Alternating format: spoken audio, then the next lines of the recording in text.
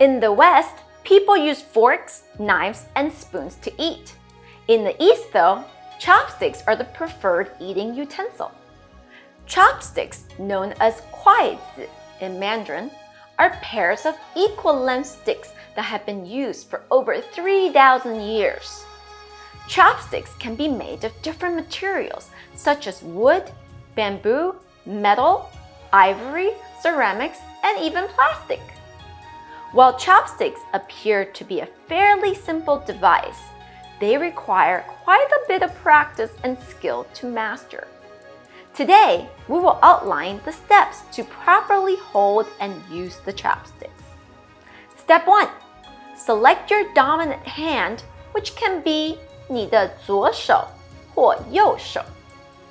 Place the first chopstick between the thumb and the index finger, about 1/3 of the way down.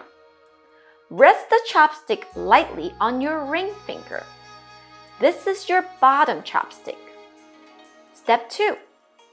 Place the second chopstick between your thumb and the index finger as well, but rest it against your middle finger and the base of your thumb.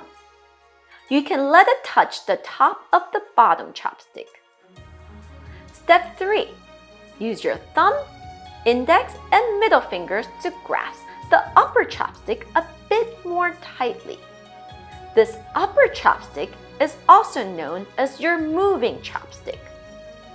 These 3 steps help you to hold the chopsticks firmly.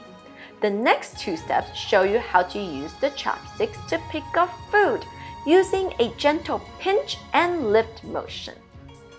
Think of your chopsticks as a claw. Step 4. The index and middle fingers move the top chopstick up and down to open it. Step 5. Place the open chopsticks over the selected food item and pinch the food between the tips of the chopsticks to lift it.